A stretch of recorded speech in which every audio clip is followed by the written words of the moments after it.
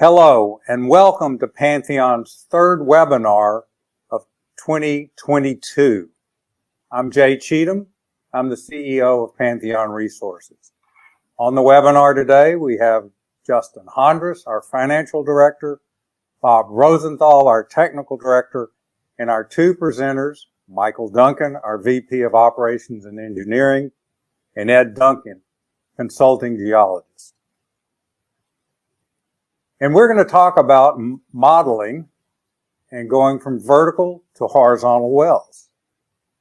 I'm assuming if you're tuning in for this webinar, you've watched the last one, where we reviewed the winter results. Here's our disclaimer. Please read it. In that earlier webinar, we presented flow rates from the various tests from the two vertical wells, Talitha A and Theta West number 1. As a reminder, those rates were 42 barrels of oil per day in the Talitha A lower basin floor fan and 57 barrels of oil per day from the lower basin floor fan at Theta West number 1. And that second test was cut short because of winter weather. We also tested the slope fan system at Talitha A at 45 barrels of oil per day. And we made an assertion that those rates translated into commercial developments. After the webinar, we received comments that we hadn't shown adequate reservoir data, meaning porosity and permeability, and the analysis to confirm that assertion. As a result, we decided to do this webinar. So in today's webinar, we will show using reservoir engineering analytics from several independent sources that will illustrate reservoir performance parameters. First, you'll hear from Michael Duncan, and second from Ed. You'll see it's all about scaling performance from a vertical to horizontal wells. And just a final note before I turn it over to Michael. We wouldn't be here today, Pantheon wouldn't, without the work that originated way back in 2011 on tight Brookian sandstone reservoirs by Great Bear. On to you, Michael. Thank you, Jay.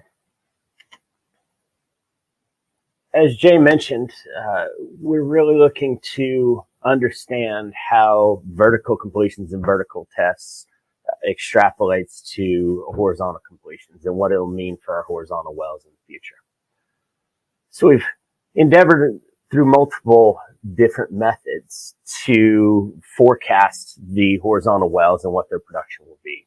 So we've gone through an extensive campaign. I'm going to talk about 3 different methods we've used for forecasting, predicting horizontal well rates, and formation deliverability. All of these methods are industry accepted. All of them are commonly used, and I'll discuss the methods in detail. But the 3 that we'll focus on in this presentation, first is volumetric bracketing. This is a simple concept of how much oil is in place around a well that you will contact, and what percentage of that can you get out of the reservoir. The second method we'll discuss is scaling. We have vertical tests. How will those translate into horizontal production? That's been done for decades now, actually. And so we'll look at 2 SPE methods, SPE published methods, and we will walk through the calculations. Multi-stage completions are commonplace these days. We can look to analog developments. True analog is difficult because this reservoir is better than other reservoirs being developed right now. So when we look to, for example, the Permian Basin as an analog, it's a great analog showing the deliverability, but it's not a perfect analog because, to be honest, our reservoirs are better. And so there's reason to use that as a baseline and go from there. And then last of all, a quick note, we've sought and passed third-party assessment of that, and we've received validation as such. And so Leak Healing and Associates did an independent report on the deliverability of the alkaid, and it certainly affirms what we forecast for horizontal deliverability. So with that, I'll dive into the methods. First, we're going to look at volumetric bracketing. Once again, this is just the concept of what does a well contact? How much rock does it contact? How much oil is there? And what percentage of that will you recover?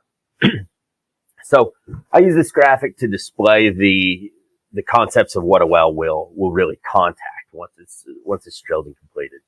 And so for this exercise, I'm using a generic 8,000 foot well. That's a commonplace well. Many horizontal multi-stage developments drill laterals of that length. It's not an aggressive target. That 8,000 foot horizontal should contact reservoir with a width of about 880 feet, and that's a common spacing. So common development, they'll put 6 horizontals in a mile, meaning that each one contacts a width of about 880 feet. And then the vertical contact, we're assuming 200 feet for this example. That's commonplace as well. It's reasonably accepted that fracture stimulations can certainly achieve that height, if not more. And so once again, that's not an aggressive assertion that 200 feet of reservoir contact is appropriate for a well. But if you take those concepts, that's the volume of rock that a horizontal well can contact. And then you apply some reasonable reservoir properties, as we've seen in our wells, 11.5% porosity, 55% oil saturation, and a 1.35 BSABO, which is reasonable and what we've seen thus far. It calculates thusly. And so on the right, the calculation of how much rock, 1.4 billion cubic feet of rock. If it's 11% porosity, it's 161 million cubic feet of porosity, and it works out to be about 89 million cubic feet of oil. And so that's the rough numbers that we use. If you look to recover 10% of that, it's 1.2 million barrels. 1.7 million barrels recovery. And so that certainly affirms our ballpark estimates.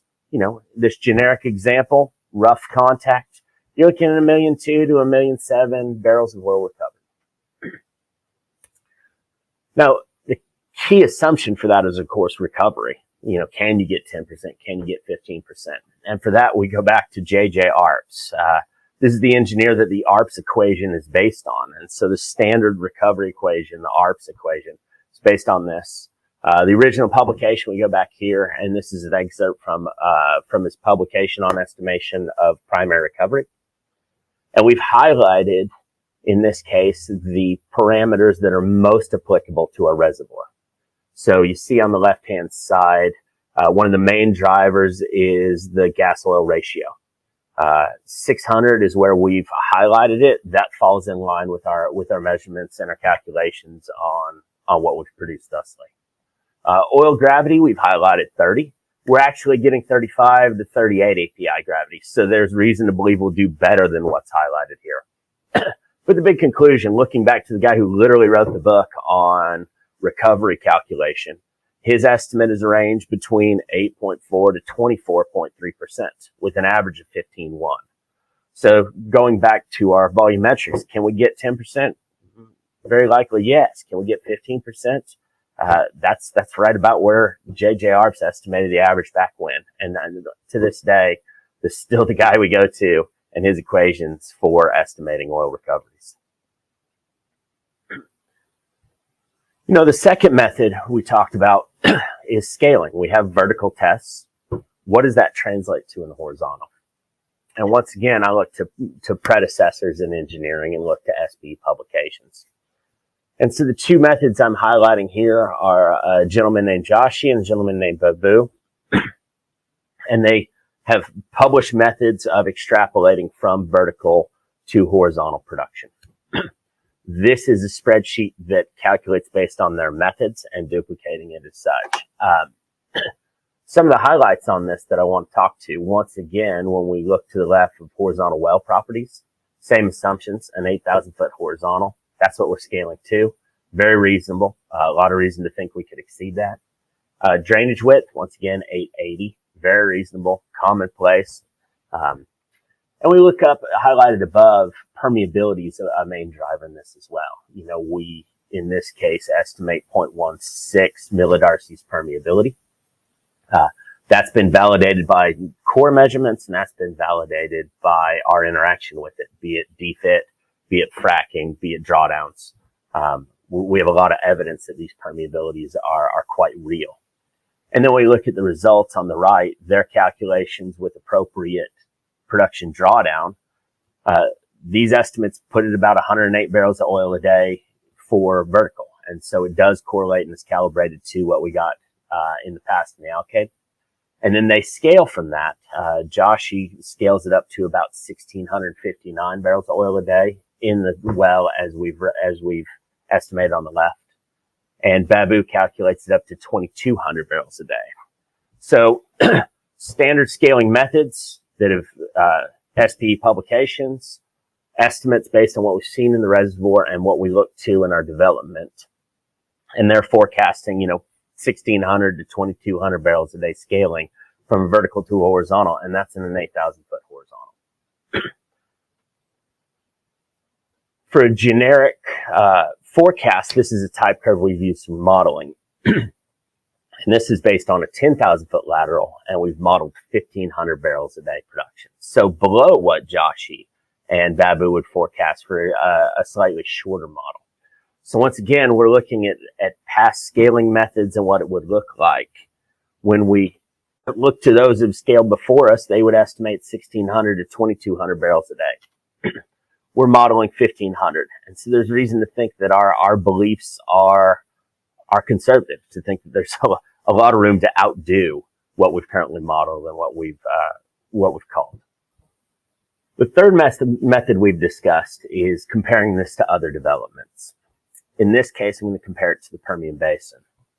To be clear, the Permian Basin is not a real analog. It's only an analog in the fact that the same development methods are used, but the reservoir is not analogous.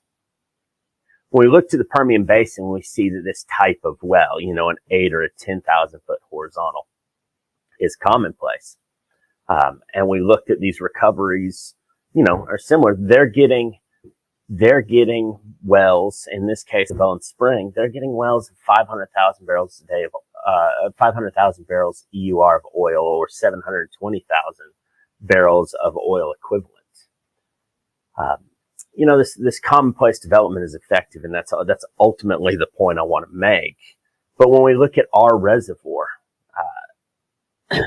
properties are much, much better. And that's what I'm trying to show the left, is that our permeabilities are 100 to 10,000 times. I mean, the deliverabilities are much, much more. The porosity alone is 20 to 80% more. So the same well contacting the same, just by the amount of rock you're touching, there's 20 to 80% more oil there. And when you look at our permeability is 100 to 10,000 times more, there's a lot of reason to be optimistic that the 720,000 barrels of oil a day equivalent you'd see out of a Bone Spring well is actually a very, very low comparison to what we should be expecting out of ours. So there's tons of reason for optimism. When you look to permeability as a main driver, we're really looking at 100 to 10,000 times permeability. When you're looking at just the amount of oil there, there's lots more oil there just in the rock. And so once again, it's hard to find an analog because reservoir of this quality was developed 50, 70, 100 years ago using old methods, using today's methods that are properly applied in the Permian Basin. There's a lot of reason to say that not only can we do better than what's done in the Permian, we can do much, much better than the Permian. And so, once again, a true analog right now is hard to find because this rock was long ago developed. But when we look to successful methods used today, we can certainly outdo what's being done elsewhere. To summarize our look at this, it's easy to look at the Permian Basin and say they're doing great and say we can do much better. I mean, we're not in nanodarcy rock. We're in millidarcy rock. But also when we look to our quantitative methods of this, we looked at scaling from a vertical to a horizontal. It estimates that we're, exceeding our forecasts and that there's a lot of reason that we'll have great deliverability, as we've said, and a lot of reason to cornerstone economic development on that. When we look at just the reservoir parameters and what will contact volumetrically, there's a lot of reason to see that we'll deliver great wells. And so all of our methods, be it looking to commercial plays now and comparing, being it quantitatively putting this together, all of our methods indicate there's a lot of reason to be optimistic about this and that we'll deliver good wells. And now I'll pass the presentation over to Ed Duncan. Thank you, Michael. My name is Ed Duncan. I appreciate your time and interest in joining us today. I'd like to take you back in time, quite some time ago, in the early days of Great Bear, when we were starting our review of the BROOKIAN. Jay's already pointed out that we really started our first contract report when we started the company. It was a 2011 regional evaluation of BROOKIAN potential by a petrophysicist in Alaska named Ray Eastwood. We followed that with our first 3D in 2012, where we saw Alkaid. That interest in Alkaid was followed by the 2013 3D, where we saw for the first time the shelf margin deltaic. At this point, our working interest partners in the project, Halliburton, recommended that we contract Larry Britt, who was a principal at NSI Fracturing LLC, the Tulsa-based group that specializes in planning and executing lateral wells, horizontal wells with multi-stage fracs, and modeling those fracs to give you an impression or understanding of what you're likely to achieve from a production perspective. So this work was done in 2013. It's proprietary to us, but we're sharing it with you as part of the driver behind our interest in the BROOKIAN conventional potential.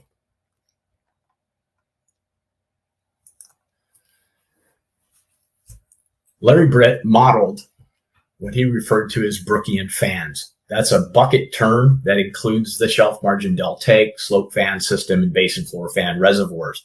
Those are the three dominant plays in our BROOKIAN portfolio, from Alkaid to Talitha to Theta West lower basin floor fan. The assumptions, the values that you see on the screen are the assumptions. This is directly copied from Larry Britt's report for us in 2013. The depth, 9,000 feet. It's about right average for all three of those projects.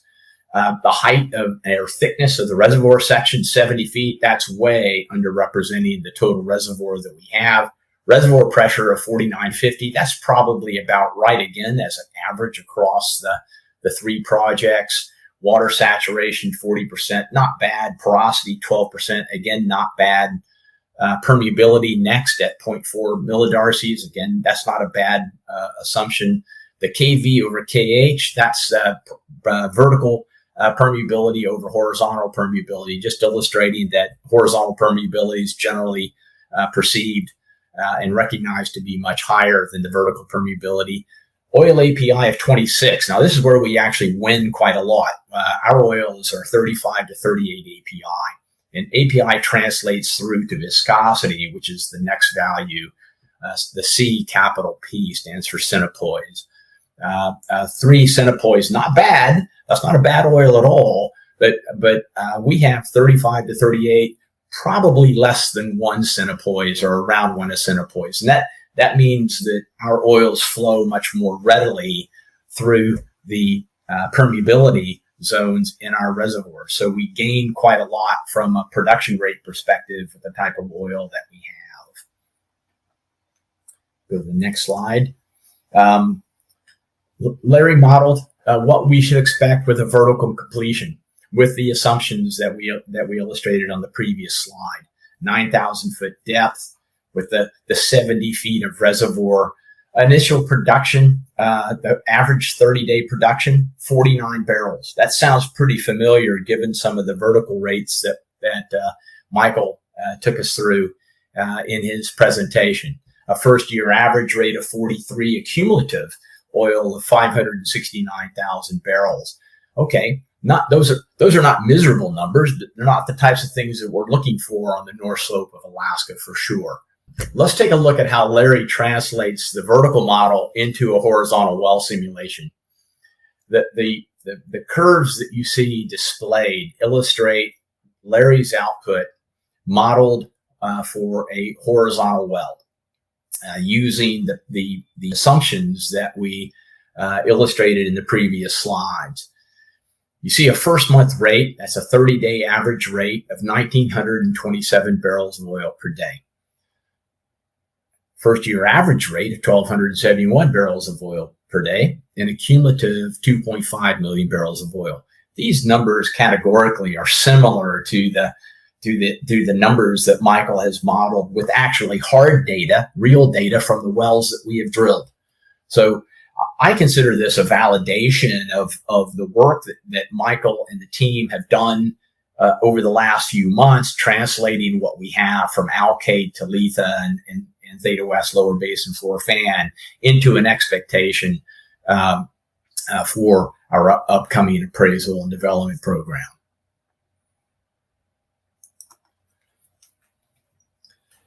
So in specific, the horizontal well simulation results, and this is again a 9,000 foot depth. These are Larry's numbers, based on assumptions that we've already gone through. A 9,000 foot reservoir depth, and IP of a 30-day of 1,927 barrels, a first year average rate of 1,271, and a cumulative oil of 2.5 million barrels. The basis of our pursuit of conventional plays was really very much built on this type of work. But I think what we're seeing today from Michael's work, we're seeing this completely validating the internal Pantheon model from our vertical well performance and observed reservoir parameters into what our expectation is for the potential of these reservoirs going forward. Lastly, I want to put some regional context too, because we've got much more to do, both in the projects that we have in appraisal and development mode. A tremendous amount of rock volume that we have that's oil bearing. On the North Slope of Alaska, there's a huge amount of studies done on reservoir performance, porosity and permeability prediction across a broad range of geological formations that are relevant to what we are doing. Some are good analogs, some are not so good analogs. The Albion, which is the age of rock that includes the Nanashuk and Turok formations, which you've heard about from Willow and Pika and Horseshoe, are red dots in this display. We know that mineralogically and texturally, the Campanian sandstones that we have, that's Alkaid, that's shelf margin deltaic at Talitha, the slope fan and the basin floor fan at Theta West and Talitha, are similar texturally and mineralogically to the Albion. So the expectation is they ought to behave similarly in the porosity and permeability space. And the data that we have are illustrating that's very likely in a broad regional sense. The work that Larry Britt did, for us, plots very well on this display. The yellow-orange dot in the middle of that yellow oval is the exact location of the assumption data, porosity and permeability data that Larry used in his upscaling from vertical to horizontal. The yellow oval represents the distribution of measured sidewall core and calculated log porosities that from all of our projects, a very broad distribution. The display of porosity and permeability that we have on the screen in front of us, it includes data, calculated log porosity data from the Theta West lower basin floor fan section that we drilled this year. Remember, we cut 950 feet, nearly 300 meters of 80% net to gross section, all of it oil charged, with 50% of that gross rock volume better than the input data that Larry Britt used in his upscaling from vertical to horizontal.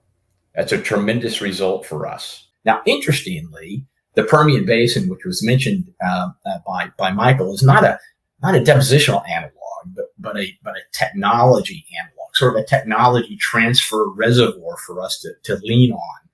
The plots down off this display. Okay, it's important to recognize too. This is a linear display in porosity. from 0 up to 25 or 30%. Yeah. The permeability display or scale is logarithmic. So each change is a 10-fold increase up. So 1, 10, 100,000, for example.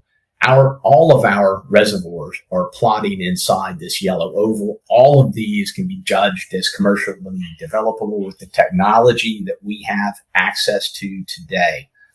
And our approach has always been, and it will continue to be, to integrate the geological characterization with modern reservoir engineering to guide our volumetrics and drilling and completions. Thank you. Yeah, I'd just like to remind everybody what I said at the last webinar is we're starting a study with Schlumberger to do a 3D visualization of all our reservoirs, the shelf margin deltaic, the slope, and basin floor fan. And what we hope to get out of this is a visualization of the subsurface that will have integrated all our well data, all our engineering data, all our seismic data, and we will see the reservoir distribution across the entirety of the 3 development projects. All reservoir realizations will include the depositional facies, porosities, permeabilities, and what we'll get out of this is a reservoir effectiveness and a performance volume, i.e. oil in place and expected range of recoveries. This will be the fundamental tool that'll help guide our appraisal and development. So this is our way forward. This is where we are today, but our way forward is very much putting together this 3D visualization. Over to you, Jay. Thank you, Bob. And thanks to both Ed and Michael for that great presentation. So what we try and do here at Pantheon with our webinars is give the participants an in-depth access to our engineering and geologic work. The real validation of what you've seen here today will come from the Alkaid number 2 well due to spud in July. We'll take a look at the shelf margin deltaic on the way down to the Alkaid formation, and then we'll drill the horizontal in the Alkaid. We'll be on production in October of 2022. We'll establish a production profile, but as a reminder, our modeling is based on 150 barrels of oil per day per 1,000 foot of lateral. And as both Michael and Ed have said, given the analysis that you've seen here today, we have every reason to be very optimistic about those rates and possibly exceeding them. So thanks for everybody. Thanks for Bob, Michael, Ed, and goodbye.